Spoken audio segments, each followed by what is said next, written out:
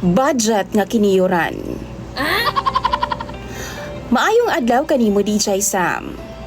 Ingon man sa mga tigtanaw nga maoy maghatag sa ilang advice din hinako. Unda mabasa pud nimo ning ako ang istorya. Dako gyud kaayo ning problema sa ako DJ Sam ug diri gyud in taon magbase kung unsa man ang akong mamahimong desisyon. Tawagan na lang ko sa pangalang Miss Virgo. 28 anyos ko DJ Sam ug taga Davao City. Naaman gud ko'y fiancé. Naila na ako ni siya sa social media pero nakita jud nako nga desidido siyang pakaslan ko DJ Sam. Edara na siya. 38 anyos na ug duna na siya'y maayong trabaho. Human sa 2 ka buwan namong panag-ila online DJ Sam. Human pud na ako siya gisugot. Nakipagkita siya sa ako as a personal. Tawagod na lang nato siya sa pangalang Ed. Sa tinuod lang DJ Sam, medyo red flag sa ako ang unang meet up pa lang namo. Ako na dayon ang iyang gipabayad sa katunga sa among bill. Like, siya gyud ang niingon DJ Sam. I mean, willing man ko nga mo offer. Wa man ko'y plan nga magpalibre gyud sa iyaha. O kang bisan kinsa man nga lalaki DJ Sam. Pero lain lang gyud kaayo sa akong parte DJ Sam nga isagpa gyud halos sa ako nga ako ang mubayad sa akong gi-order. Ako ang mubayad sa ako ang gikaon. As in DJ Sam, iyahag yung gipalain ang akong order o iyahang order. Giingnan gyud niya ang waiter nga ilahi-lahi daw amua.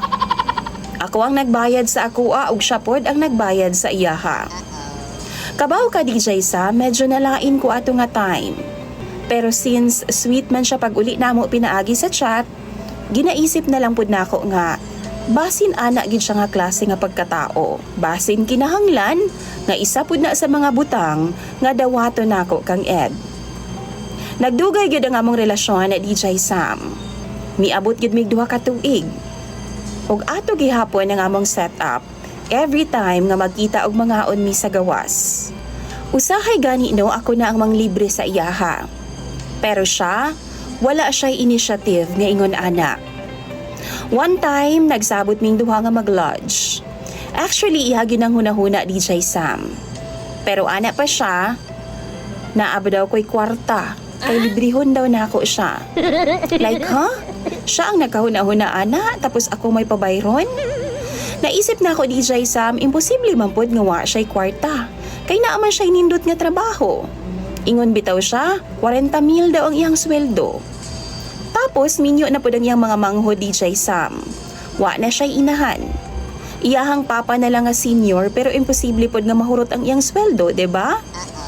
Tuod man DJ Sam, nadayon jud mig lodge. Medyo baba kaayo ang akong moral ni adto nga time. Kay ako man ang nagbayad.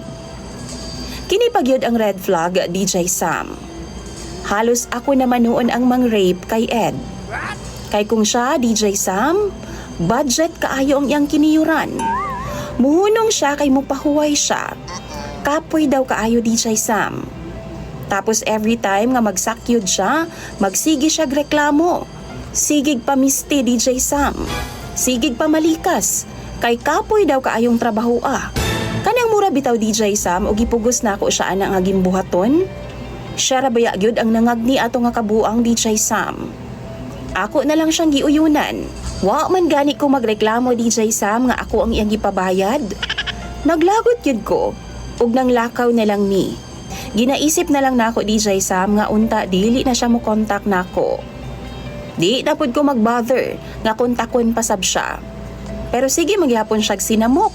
Sige tawag, send og mga sweet nga mga messages, maong maglibog gyud ko DJ Sam.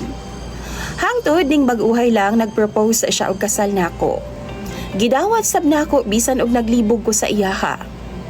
Unsa ka ang angay nakong buhato no? Tan-aw ninyo ang ayan ba nga pakasla nako si Ed? Makakita pa man kog better nga lalaki kaysa sa iyaha, 'di ba? Basahon nako ang inyong mga advice sa comment section. Imong sender DJ Sam, Miss Virgo.